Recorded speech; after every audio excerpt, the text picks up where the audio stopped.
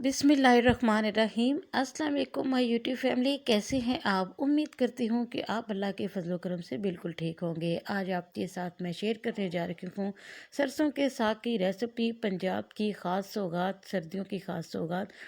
हर घर में, हर एरिया में पंजाब की ये रेसिपी बनती है और हर घर में डिफरेंट स्टाइल से ही बनाई जाती है, लेकिन बनती ज़रूर है।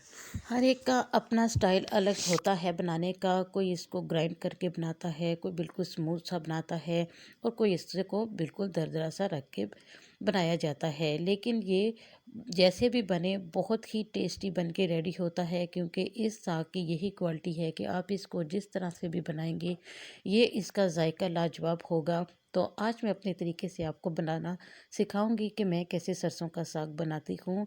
बहुत ही टेस्टी बन के रेडी होता है और आज आपके साथ इसकी इंस्टेंट रेसिपी शेयर करने जा रही हूँ।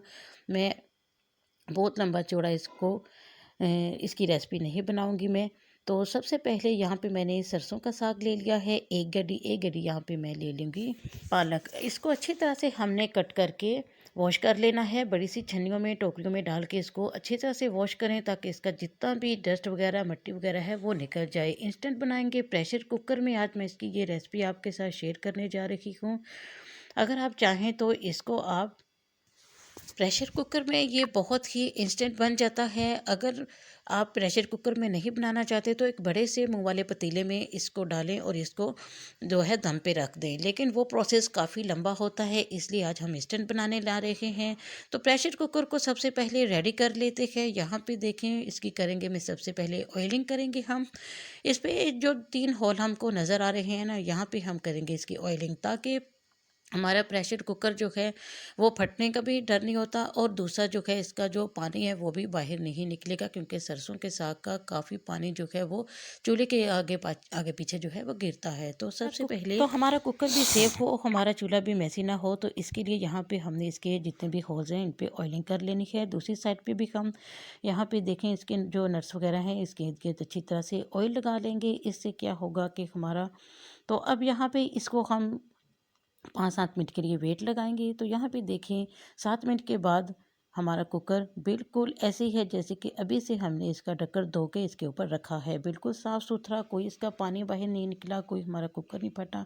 साग भी हमारा अच्छी तरह से गल चुका है। साग गलने की यही निशानी होती है कि इसका कलर एकदम ग्रीन से येलो हो जाता है। तो यहाँ पे देखें एकदम सॉफ्ट मक्खन की तरह ये हमारा साग गल चुका है। तो अब इसको हम कर लेंगे ग्राइंडर जार में डाल के। आप इसको ग्राइंड करना चाहें तो ऐसे डाल दें। मैं इसको सिलबट्टे पे कूट लूँगी बहुत ददरा सा। हमारे यहाँ जो है बिल्कुल एकदम इसका पेस्ट जो है वो नहीं बनाया जाता। तो अब चलते हैं इसके तड़के की तरफ, नेक्स्ट प्रोसेस की तरफ। यहाँ पे एक बड़े साइज़ का मैंने प्याज ले लिया है। पतीले में मैंने अलग से ऑयल डाल के इसमें डाल दिया है। आप चाहें तो इसको घी में या मक्खन में भी बना सकते हैं, लेकिन मक्खन जो है वो मैं इसको बाद में डालूंगी। तो यहाँ सिलबट्टे पे ही, जिसमें मैंने अभी साग को ग्राइंड किया है, उसी में मैं लहसुन और अदरक का पेस्ट बना लूँगी। ठीक है, यही इसमें मैं कूट लूँगी। तो यहाँ पे देखें दूसरी साइड पे हमारे जो प्याज हैं वो भी लाइट ब्राउन हो चुके हैं। प्याज का कलर हमने बहुत ज़्यादा डार्क नहीं करना, क्योंकि सरसों के साग में खड़ा मसाले का तड़का जो है वही लगाया जाता है। तो तकरीबन 1 टेबल स्पून जो है हमारा अदरक लहसुन का पेस्ट जो बन के रेडी हुआ था वो भी इसमें डाल देंगे। बहुत ज़्यादा इसको फ्राई नहीं करेंगे, जस्ट 30 सेकेंड के लिए हमने इसको फ्राई करना है। तो यहाँ पे देखें, साथ ही में एक बड़े साइज़ का टमाटर जो है वो भी मैं इसमें डाल दूँगी। बिल्कुल भी पेस्ट बनाने की ज़रूरत नहीं है, हम इंस्टेंट साग बना रहे हैं। तो यहाँ पे देखें माशाल्लाह से मसाले को अच्छी तरह से हम भून लेंगे जब तक कि ये हमारे जो टमाटर हैं इसमें काफ़ी हद तक सॉफ्ट ना हो जाएं। तो जितना अच्छा इसमें मसाले का तड़का बनेगा उतना ही ये टेस्टी हमारा जो हो साग है वो बन के रेडी होगा। तो यहाँ पे अब देखें अच्छी तरह से साथ साथ में इसमें चम्मच चलाती जा रही हूँ। अब इसमें डाल देंगे बेसिक से स्पाइसेस इसमें जाएंगे। नमक, हल्दी, मिर्च जो है वो नॉर्मल जो हमारे घर में यूज़ होता है। हाफ़ टी स्पून से थोड़ा सा ज़्यादा यहाँ पे मैं नमक यूज़ कर रही हूँ। चिली फ्लेक्स जो है इसमें लाजमी डालें, इससे बहुत ही अच्छा टेस्ट आएगा। 1 टीस्पून भर के यहाँ पे मैं चिली फ्लेक्स ऐड कर रही हूँ, क्योंकि सरसों का साग क्वांटिटी में थोड़ा सा ज़्यादा है।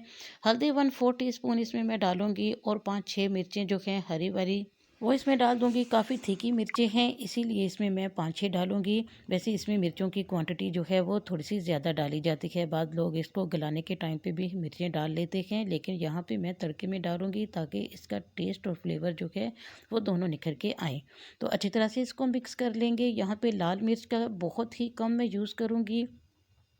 थोड़ा-थोड़ा पानी डाल के हम इसको मिक्स करेंगे। हाफ़ टी स्पून से कम यहाँ पे मैंने लाल मिर्च जो है वो यूज़ की है। वैसे हमारे घर में सरसों के साग में जो है लाल मिर्च जो है वो नहीं डाली जाती, चिली फ्लेक्स ही डाली जाती है। हरी मिर्च का तड़का डाला जाता है जिससे कि इसके फ्लेवर में बहुत ही इजाफा होता है। लेकिन मैं यहाँ पे थोड़ी-सी लाल मिर्च जो है वो भी डाल लेती हूँ। अब यहाँ पे देखिए मसाला अच्छी तरह से हमारा भुन चुका है। इसी स्टेज पर यहाँ पे मैं एक और साग ऐड करूँगी। यहाँ पे सोया साग है मेरे पास 1 गड्डी, हाफ़ गड्डी मैं इसमें ऐड करूँगी। बहुत ही इसकी अच्छी खुशबू हमारे साग में आएगी। इस टाइम पे अगर आप डालेंगे ना तो हमारे साग में जो है एक नई जान डाल देगा ये सोया साग। बहुत ही ये इसकी अच्छी खुशबू होती है, बहुत ही ये टेस्टी इससे बन के रेडी हो जाएगा। अच्छी तरह से हम इसको मसाले में भून लेंगे। 3-4 मिनट तक मैं इसकी भुनाई करूँगी ताकि ये अच्छी तरह से जो है वो इसका कड़वापन निकल जाए। सरसों के साग में बहुत से और भी साग वगैरह डाले जाते हैं। पातू का साग इसमें डाला जाता है, हरी मेथी डाली जाती है, सोया साग डाला जाता है, पालक, सरसों का साग, बहुत ही इसमें जो है वैरायटी होती है। तो जो मैंने बेसिक से साग इसमें डाले हैं वही डाले हैं ताकि जो हर जगह पे अवेलेबल हो जाए इजीली। अच्छी तरह से मैंने इसको भून लिया है, साथ साथ में थोड़ा सा पानी डालूंगी ताकि ये थोड़ा सा गल भी जाए। तो यहाँ पे मैं हरी मिर्च जो है लाल मिर्च सॉरी वो भी ऐड कर दूंगी, हाफ़ टी स्पून। तो यहाँ पे देखिए अब जो साग हमने सिलबट्टे पे मैंने कूट के रखा था ना सरसों का, वो भी इसमें मैं इसी टाइम पे डाल दूंगी ताकि इसमें सोया साग का जो फ्लेवर है वो बहुत ही अच्छी तरह से एब्ज़ॉर्ब हो जाए। तो बहुत अच्छी तरह से इसकी हमने भुनाई करनी है। भुनाई का प्रोसेस जो है वो 5 से 6 मिनट तक हो सकता है। अच्छी तरह से यहाँ पे अगर आप चाहें तो इसमें मैशर का यूज़ भी कर सकते हैं, घोटे का यूज़ भी कर सकते हैं, लेकिन यहाँ पे चूँकि सिलबट्टे में मैंने इसको कूट लिया है तो मुझे ज़रूरत नहीं है। हमारे यहाँ इतनी ही कंसिस्टेंसी में ये जो है वो खाया जाता है, बहुत ही पसंद किया जाता है। तो आपके एरिया में जो ये सरसों का साग है वो कैसे बनाया जाता है तो ज़रूर कमेंट सेक्शन में मुझे बताइएगा। यहाँ पे मैं खुश्क मेथी जो है वो 2 टेबलस्पून भर के इसमें ऐड करूँगी। वैसे जो है हरी मेथी जो है ताज़ी मेथी है वो अगर आप डालेंगे तो फिर उसको आप सोया साग के साथ ही कुक कर लीजिएगा। यहाँ पे मैं ड्राई मेथी डाल रही हूँ, इससे भी बहुत ही अच्छा फ्लेवर आएगा। हमारे जो सरसों के साग में है ये एकदम से जान डाल देगा, बहुत ही अच्छी खुशबू इसकी आती है। तो यहाँ पे देखिए बहुत ही अच्छी तरह से मैंने इसकी भुनाई कर ली है। तो ये देखिए माशाल्लाह से हमारा सरसों का साग कुछ इस तरह से बन के रेडी हो चुका है। तो माशाल्लाह से बहुत ही पसंद किया जाता है हमारे एरिया में। ये साग बहुत कुछ ज़्यादा क्वांटिटी में बनाया जाता है, आस पड़ोस में भी दिया जाता है, तो सब बहुत खुश होकर खाते हैं। तो अगर आपको मेरी ये रेसिपी अच्छी लगे तो प्लीज़ मेरे इस रेसिपी को लाइक कीजिएगा। मकई की रोटी के साथ, चावल की रोटी के साथ या फिर बाजरे की रोटी के साथ, गंदम की रोटी के साथ, जैसे भी खाएं ये बहुत ही टेस्टी और बहुत ही लाजवाब लगता है। हमारे यहाँ इसको पराठों में लगा के खाया जाता है, बहुत ही ये टेस्टी लगते हैं। तो नेक्स्ट वीडियो तक दें मुझे इजाज़त। मकई की रोटी के साथ ऊपर गर्मा गर्म मक्खन रखें, एंजॉय करें इस रेसिपी को।